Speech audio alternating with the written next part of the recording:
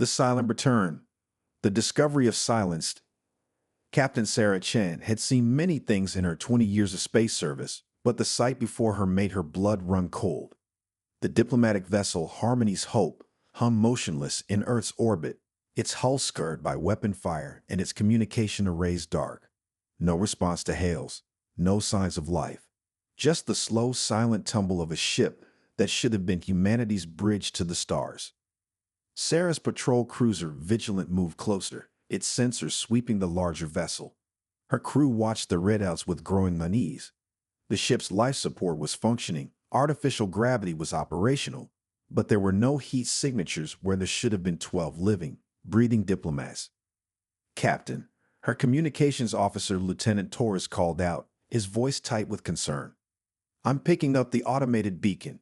It's broadcasting Ambassador Rivera's authentication codes, but there's something wrong with the pattern. Sarah studied the data flowing across her command screen. Marcus Rivera was Earth's finest diplomat, a man who had negotiated peace in 3 separate conflicts and helped establish humanity's first trade agreements with the colonies of Proxima Centauri. If anyone could successfully make contact with an alien species, it would be him. What kind of wrong? Sarah asked, though part of her already knew she wouldn't like the answer.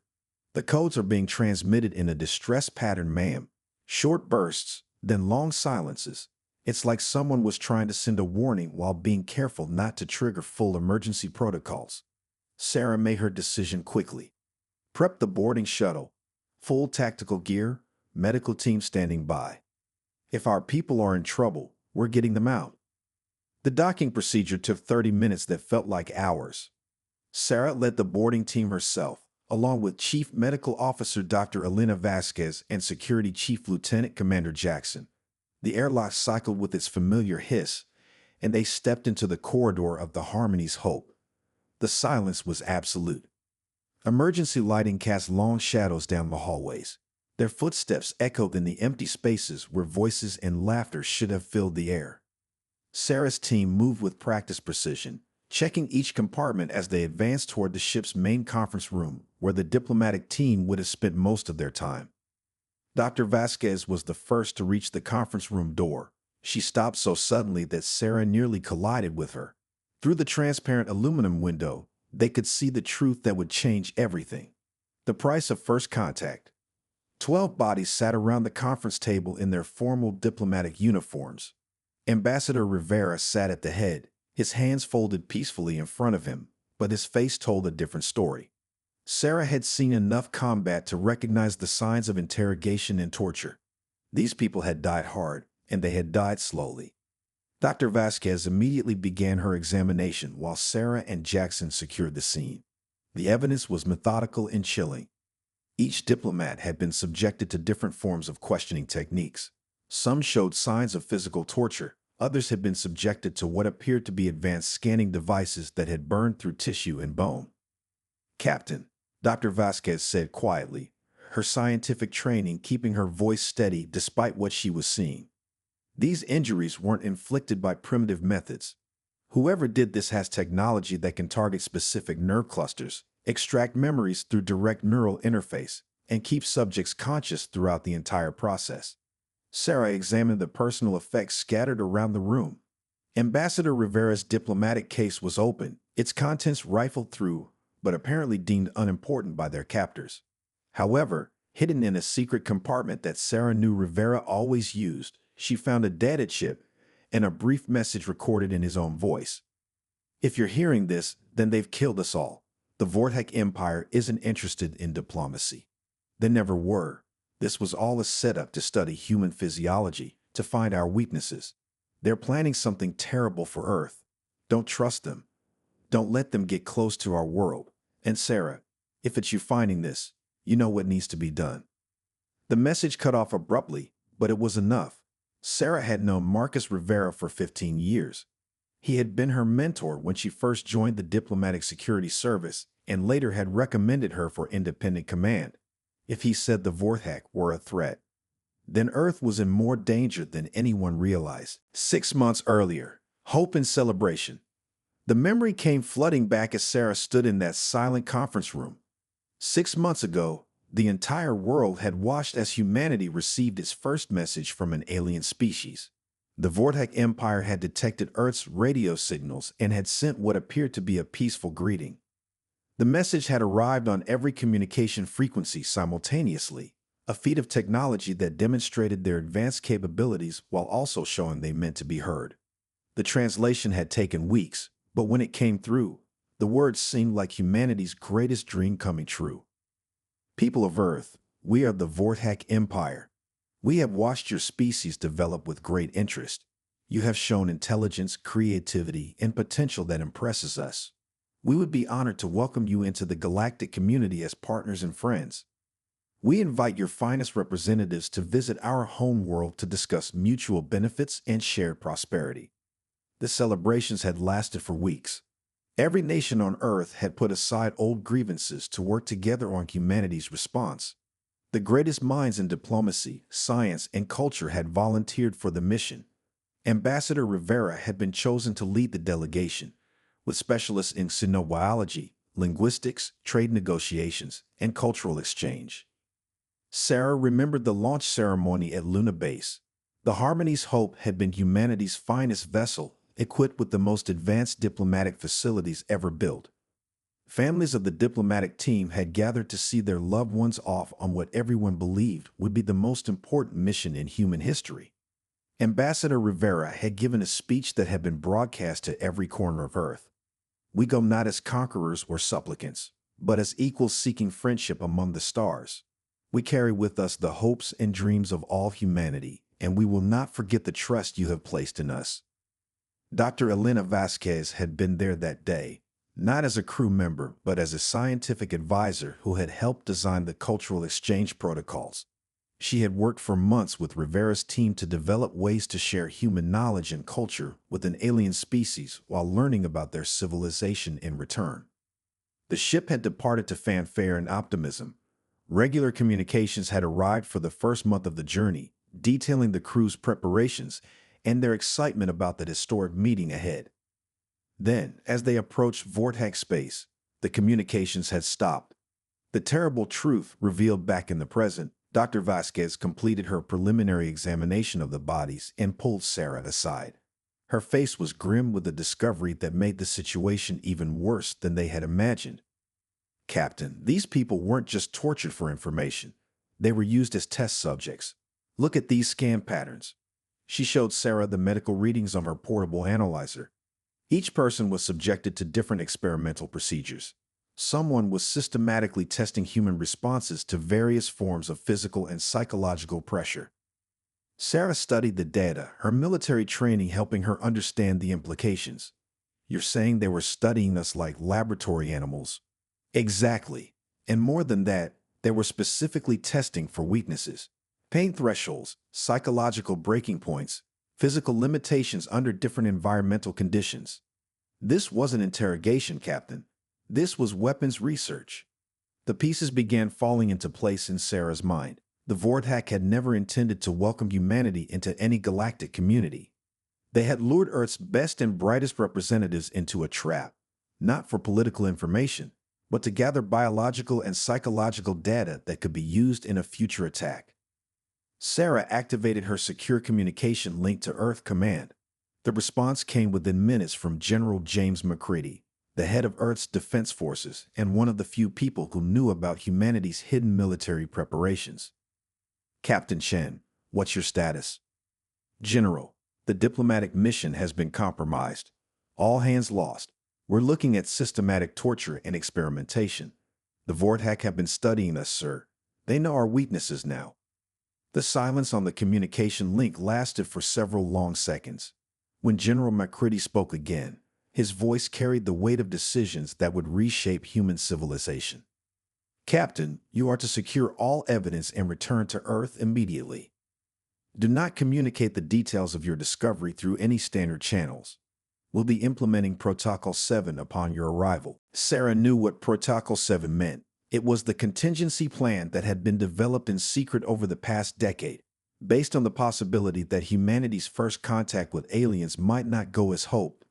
Every major nation on Earth had contributed resources to hidden military research projects, just in case the universe turned out to be a more dangerous place than humanity's optimists had believed. Understood, General. What should I tell the families? Tell them their loved ones died as heroes, Captain, because they did. And tell them that their sacrifice will not be in vain. The Awakening of Earth. As the Vigilant departed from the Harmony's Hope with its grim cargo, Sarah looked back at the diplomatic vessel one last time. In a few hours, it would be taken to a secure facility where every piece of evidence would be analyzed and every clue would be studied. The bodies of the diplomatic team would be returned to their families with full honors, but the truth of how they died would remain classified. But their deaths would not be meaningless. Sarah could already see the signs of Earth's transformation beginning. Military vessels that had been disguised as research ships were changing course toward strategic positions. Manufacturing facilities that had been producing consumer goods were quietly retooling for military production. And in hidden laboratories around the world, scientists were beginning to develop technologies that would turn humanity's greatest weakness into its greatest strength. The Vortek Empire had made a critical error in their calculations. They had studied human biology and psychology under laboratory conditions, but they had never experienced what humans became when their families and their world were threatened. They had never faced the species that had survived ice ages, volcanic winters, plagues, and wars, and had emerged stronger from each trial. As Earth's blue curve filled the view screen, Sarah made a silent promise to the memory of Ambassador Rivera and his team. The Vortek wanted to study humans. They would get their chance. But this time, the laboratory would be a battlefield, and the test subjects would be the ones holding the weapons. The age of innocent diplomacy was over. The age of the Deathworlders was about to begin. Dr. Vasquez joined Sarah at the view screen as they approached Earth. What happens now, Captain? Sarah's reflection in the transparent aluminum showed a woman whose eyes had hardened with purpose. Now we show them what humans are really made of, Doctor. They killed our diplomats. They tortured our best and brightest. They studied us like we were animals in a cage. She turned to face the communication console and opened a channel to Earth Command. General McCready, this is Captain Chen. I'm recommending immediate implementation of all contingency protocols. The Vortek Empire has declared war on humanity, whether they realize it or not. The response came back immediately. Agreed, Captain. Welcome to the new reality. Earth's children are coming home, and when they do, the galaxy is going to learn why you don't mess with a species from a death world. As the Vigilant entered Earth's atmosphere, Sarah could see the lights of cities across the globe beginning to change. Industrial centers were switching to wartime production. Military bases that had been dormant were coming online. And in the deep space monitoring stations, technicians were tracking every ship that moved through the outer system. The Vortek had wanted to study humanity's weaknesses. Instead, they had awakened humanity's greatest strength, the absolute determination to protect their own, no matter the cost. The silent return of the Harmony's hope had delivered its message. Now it was time for humanity to send a reply. The Death World awakens. 30 days of transformation. Earth changed in ways that would have seemed impossible just a month before. In 30 days, a peaceful world of farmers, artists, teachers, and dreamers transformed into the most formidable military force the galaxy had never expected to encounter. The change was so rapid and so complete that future historians would mark it as the fastest societal transformation in human history. Colonel Maria Santos stood in the training facility that had been a university gymnasium just weeks earlier. Around her, men and women from every nation on Earth pushed themselves beyond what they had thought were their physical limits.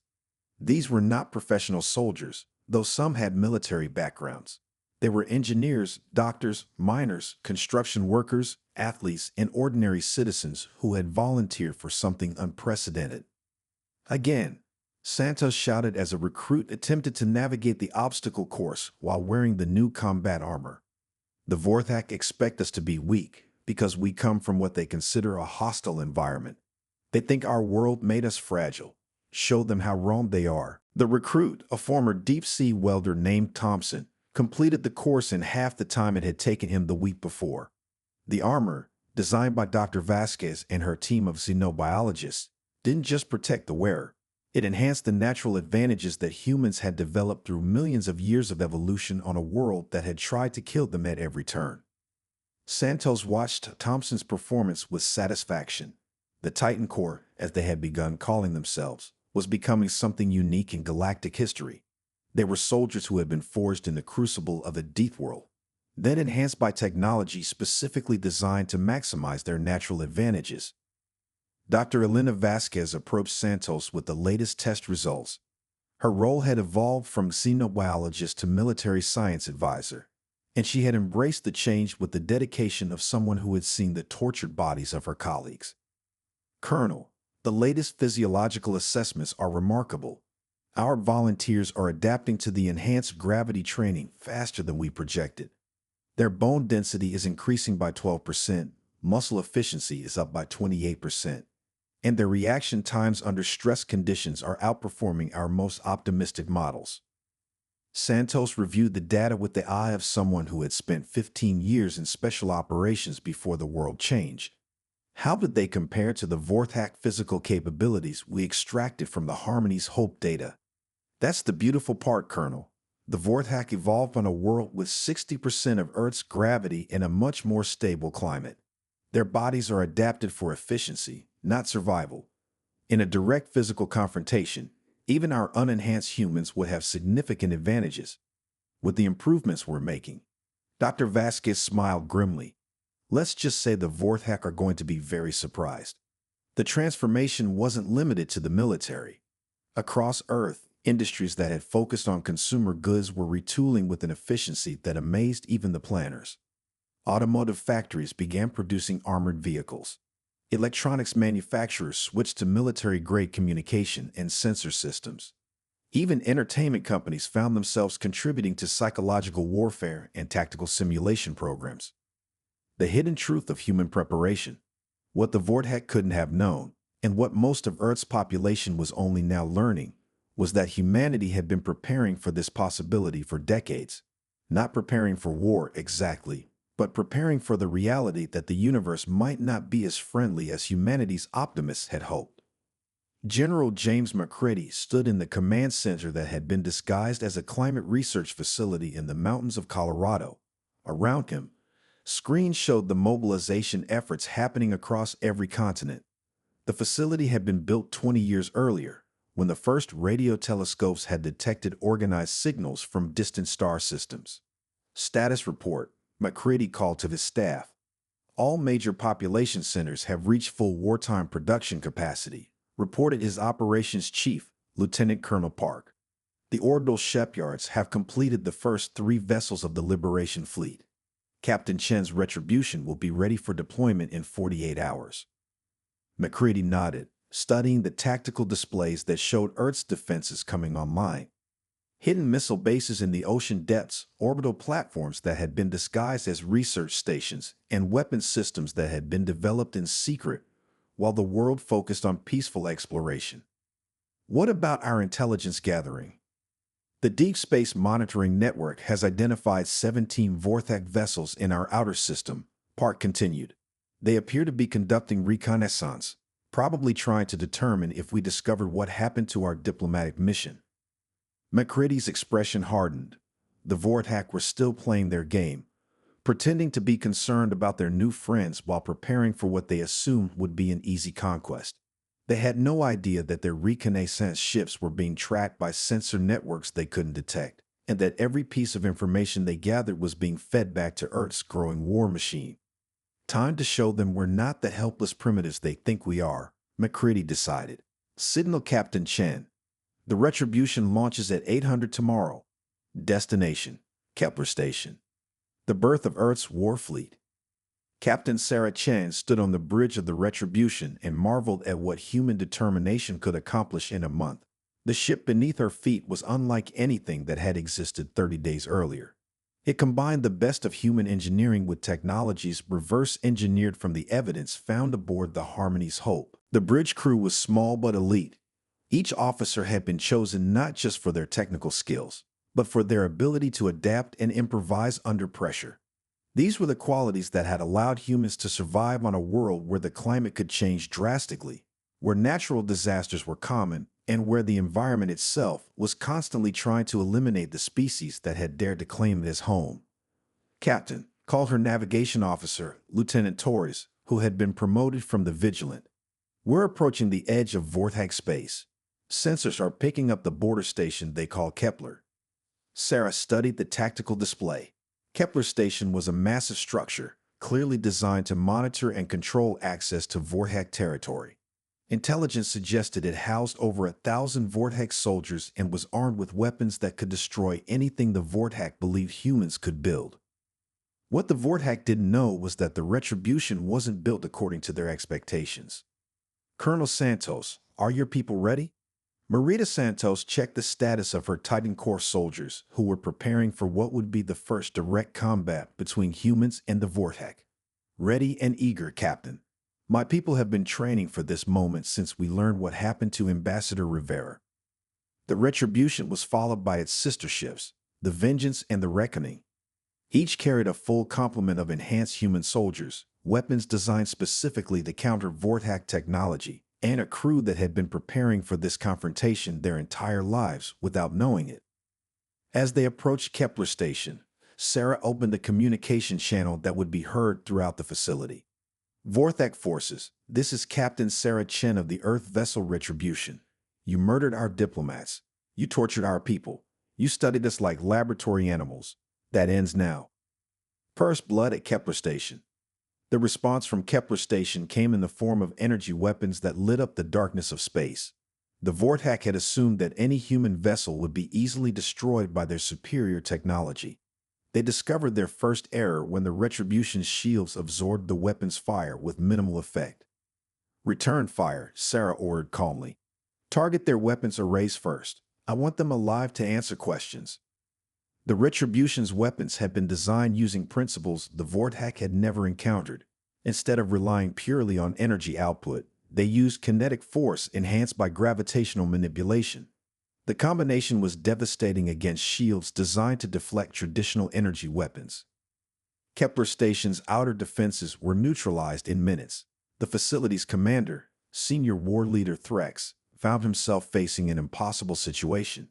His sensors were telling him that the primitive human vessels were somehow more advanced than anything in the Vortex fleet.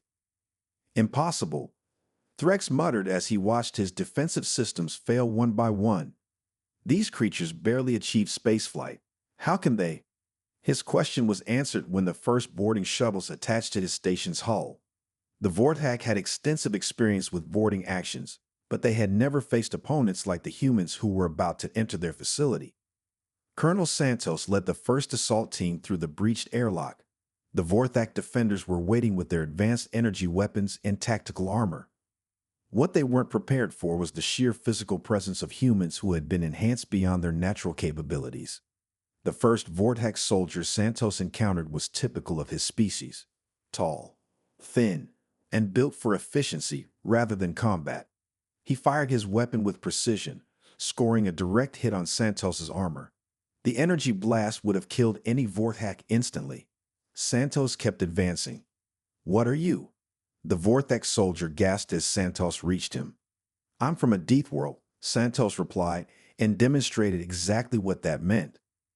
The battle for Kepler Station lasted exactly 47 minutes. By the end, the facility was under human control, and the Vortex defenders had learned their first lesson about the species they had underestimated so badly. Senior War Leader Threx found himself in the humiliating position of surrendering to creatures he had been taught to consider inferior. As he was brought before Colonel Santos, he could barely comprehend what had happened. "Your people killed our diplomats," Santos said without preamble. "They died in agony so your scientists could study human biology. Now you're going to tell me everything about Vortex military capabilities, or you're going to discover just how creative humans can be when we're angry." Threx looked at the human officer with new understanding. The Vortex had studied human bodies, but they had never understood human spirits. They had analyzed physical capabilities without grasping the psychological strength that came from surviving on a world that tested its inhabitants every day. "You don't understand," Threx said desperately. "The Empire is vast. We have thousands of ships, millions of soldiers. You cannot defeat us with 3 vessels." Santos smiled, and it was not a comforting expression. 3 vessels? Threx, we've only just begun to show you what Deathworlders can do when you threaten our families. The liberation begins. The victory at Kepler Station sent shockwaves through the Vortak Empire, but it also accomplished something the humans hadn't expected. Hidden among the station's prisoners were members of other species that the Vortak had conquered and enslaved over the centuries. Dr. Vasquez found herself serving as both medical officer and xenobiologist as they encountered the Zelani, an aquatic species whose homeworld had been strip mined by the Vortak until their oceans were poisoned. The Korath, insectoid beings who had been used as expendable labor in the Empire's most dangerous mining operations. The Thraxan, whose peaceful agricultural world had been turned into a factory farm to feed Vorthak expansion. Each species had been broken by centuries of oppression, but as they witnessed humans defeating their oppressors, something that had been dormant began to awaken. "We had given up hope," said Zelani Elder Aquarus, her translated words carrying the weight of generations of suffering. "The Vortak told us that resistance was impossible, that they were the natural rulers of the galaxy." Captain Chen met with the liberated beings in the station's main conference room, the same type of room where Ambassador Rivera and his team had met their deaths. "The Vortak lied to you, just as they lied to us. But now we have a chance to change everything." The Korath worker leader clicked his mandibles in what Dr. Vasquez had learned was their expression of intense interest. "You speak of resistance, but the Empire is too strong. They have controlled us for so long." "They controlled you because you were alone," Sarah replied. "But you're not alone anymore. Earth offers alliance to any species that wants to be free. We'll provide military support, but more importantly, we'll show you that the Vortak can be defeated." Over the next several days, as more ships arrived from Earth, Kepler Station became the center of something unprecedented in galactic history. Species that had been enemies or strangers began working together with a common purpose. The Zelani provided intelligence about Vortak supply lines that ran through their occupied territories. The Korath shared their knowledge of Vortak mining operations and industrial capabilities. The Thraxan offered agricultural support for the growing fleet. Most importantly, they all began to believe that freedom was possible. Colonel Santos found herself training soldiers from a dozen different species, each bringing their own unique capabilities to the growing Liberation fleet. The Korath were natural engineers, able to modify weapons and equipment in ways that enhanced their effectiveness. The Zelani were expert navigators, able to plot courses through dangerous space that would give the fleet tactical advantages. The Thraxan, despite their peaceful nature, proved to have an intuitive understanding of logistics that kept the growing army supplied and organized. "This is what the Vortak never understood," Santos told Dr. Vasquez as they watched mixed units of humans and aliens training together. "They thought strength came from domination. They never learned that real strength comes from cooperation." The Liberation fleet grew from 3 ships to 30, then to over 100 as more oppressed worlds sent what forces they could spare. But at the center of it all were the humans from Earth, the Deathworlders who had turned their planet's hostility into their greatest advantage. The message to Earth. As the Liberation fleet prepared to advance deeper into Vortak space, Captain Chen composed a message that would be transmitted back to Earth on the fastest courier ship available. "Told the people of Earth," she began, standing in the same conference room where she had first met with the liberated aliens. "Ambassador Rivera and his team did not die in vain. Their sacrifice has awakened something in the galaxy that the Vortak Empire never expected to face." Behind her, representatives of the allied species stood together, no longer prisoners but partners in humanity's war for justice. "We have learned that the galaxy is full of species who have suffered under Vortak oppression for centuries. They are not our enemies. They are our allies. And together, we are going to show the Vortak Empire that their reign of terror is over." The message would take weeks to reach Earth, but when it arrived, it would find a world that had completed its transformation. The peaceful planet that had sent diplomats into space was gone, replaced by the military and industrial heart of a galactic liberation movement. The Vortak had wanted to study Deathworlders. They were about to get a lesson they would never forget. The Siege of Vortak Prime.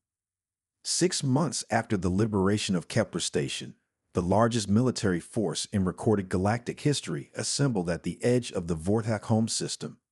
Admiral Sarah Chen stood on the bridge of her flagship, now called the Rivera's Vengeance in honor of the fallen diplomat, and surveyed a fleet that represented the dreams of 1,000 oppressed worlds. Over 800 ships filled the tactical display, from massive Earth battleships to swift Korath interceptors, from Zelani submarine-style vessels adapted for space combat to Thraxan support ships that kept the entire fleet supplied and operational. But at the heart of it all were the humans, the Deathworlders whose determination had made this moment possible. Admiral, called Commander Taurus from the navigation station. Long-range sensors are detecting the Vorthak home fleet. 2,000 vessels, including their flagship, the Eternal Dominion. They're forming defensive positions around the planet. Sarah studied the tactical analysis scrolling across her screens. The Vorthak had recalled ships from across their empire to defend their homeworld. It would be the largest space battle in galactic history, and the outcome would determine whether countless species remained enslaved or finally gained their freedom. Signal the fleets, Sarah ordered. All ships to battle stations. Today, we end the Vorthak Empire's reign of terror. The response came back from ships throughout the fleet. Human voices, Korath clicking sounds, Zelani harmonic tones, and dozens of other languages all expressing the same determination. They had come too far and sacrificed too much to accept anything less than total victory. The battle for freedom. High Dominator Krex stood in the command center of the Eternal Dominion and felt something he had never experienced before: uncertainty. For 800 years, the Vorthak Empire had expanded across the galaxy, conquering world after world and establishing their species as the natural rulers of all lesser beings. Nothing had ever seriously challenged their dominance. Now he faced an enemy that defied everything the Vorthak understood about galactic power structures. The humans should have been easily crushed.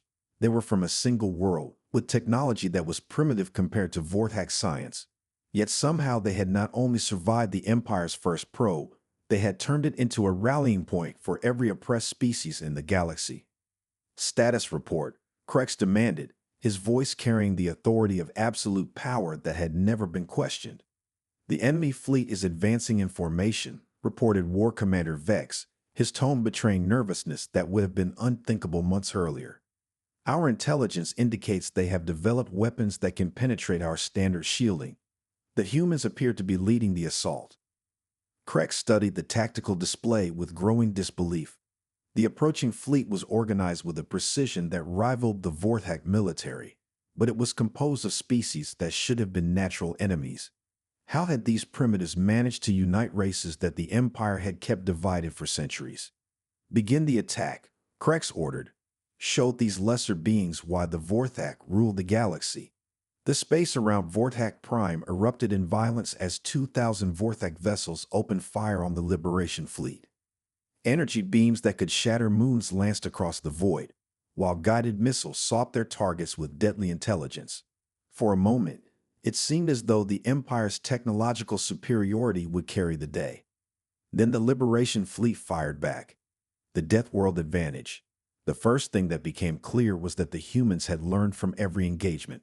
Their ships no longer relied solely on energy shields that could be overwhelmed by concentrated fire. Instead, they used a combination of defensive technologies that included gravitational field manipulation, energy absorption matrices, and armor plating that had been forged using techniques developed in Earth's most extreme environments. Admiral Chen watched as Vorthak weapons that should have been devastating struck her ships and were absorbed, deflected, or simply endured. All ships, advance in formation. Korath squadrons, target their sensor arrays.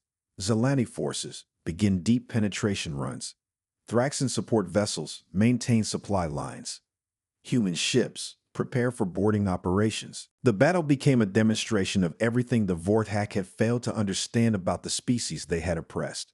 The Korath, with their natural engineering abilities enhanced by human tactical doctrine, systematically dismantled Vorthak sensor networks. The Zelani, using navigation skills developed in the three-dimensional environment of their oceans, outmaneuvered Vorthak vessels that had been designed for straightforward tactical engagements. But it was the humans who provided the decisive element. Colonel Maria Santos, now General Santos, led boarding parties that turned the battle from a space engagement into something the Vortak had never experienced: close quarters combat with Deathworlders. The first Vortak vessel to be boarded was the heavy cruiser Dominator's Will. Santos and her Titan Corps soldiers cut through the hull using plasma torches that had been developed from mining equipment used in Earth's deepest ocean trenches. When they entered the ship, they found themselves facing Vortex soldiers who had trained for space combat, but had never encountered an enemy that could fight effectively in the artificial gravity of a ship under attack. "Remember your training," Santos called to her troops as they advanced through the corridors. "They're adapted for low gravity and stable conditions. Use that against them." The Vortak defenders discovered what it meant to fight beings who had evolved on a world where survival required constant adaptation to changing conditions. Every human soldier could function effectively whether the artificial gravity was at full power, reduced, or completely offline. They could fight in the dark when the ship's lighting failed, and they could endure acceleration forces that would incapacitate their opponents. War Commander Zeth of the Dominator's Will found himself retreating through his own ship as human soldiers advanced with relentless determination. "What are these creatures?" he gasped into his communicator. "They fight like they're possessed." "They're not possessed," came the reply from another beleaguered ship commander. "They're angry, and they have every right to be." The fall of an empire. As the battle raged in space, Dr. Elena Vasquez worked from her laboratory aboard the Rivera's Vengeance to deploy the most devastating weapon the humans had developed. Not a bomb or an energy beam, but a computer virus that targeted the cybernetic implants that every Vortak used to interface with their technology. The virus had been developed using data recovered from the torture of the human diplomatic team. The Vortak had been so focused on studying human biology that they had revealed the vulnerabilities in their own cybernetic systems. Now that knowledge was turned against them. "Virus deployed," Dr. Vasquez reported to Admiral Chen. "It should begin affecting their command and control systems within minutes." Across the Vortak fleet, ships began to lose coordination as their crews found themselves unable to interface properly with their technology. Weapon systems that should have fired automatically required manual operation. Navigation systems that had been controlled by thought became sluggish and unreliable. Communication networks that had allowed instant coordination across the fleet began to break down. High Dominator Krex watched his fleet's cohesion collapse and finally understood the magnitude of his error. The Vortak had studied human bodies, but they had never comprehended human minds. They had analyzed physical capabilities without grasping the psychological resilience that came from surviving on a world that constantly tested its inhabitants. How was this possible? Krex demanded as another of his ships was captured by boarding parties. "We are the superior species. We have ruled the galaxy for centuries."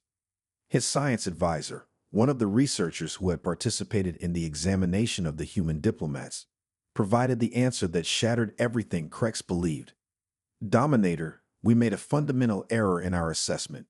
We'd assumed that a harsh environment would produce a weak species. We never considered that it might produce a strong one." The turning point came when General Santos led a combined assault on the Eternal Dominion itself.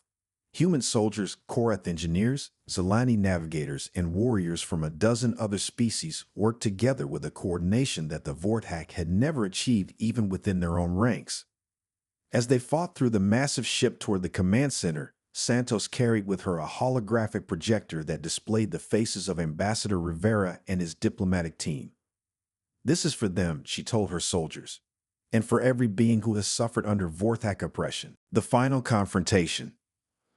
High Dominator Krex made his last stand in the throne chamber of the Eternal Dominion, surrounded by his most elite guards. When the doors exploded inward and human soldiers poured through, he saw his first close-up view of the species he had so badly underestimated. General Santos approached him slowly, her armor scared by the battle, but her determination unshaken. Behind her came representatives of every species that had joined the Liberation Fleet, all of them focused on the being who had ordered the enslavement of their worlds. "Surrender," Santos said simply. "Your fleet is defeated. Your empire is broken. It's over." Krex looked at her with a mixture of fear and incomprehension.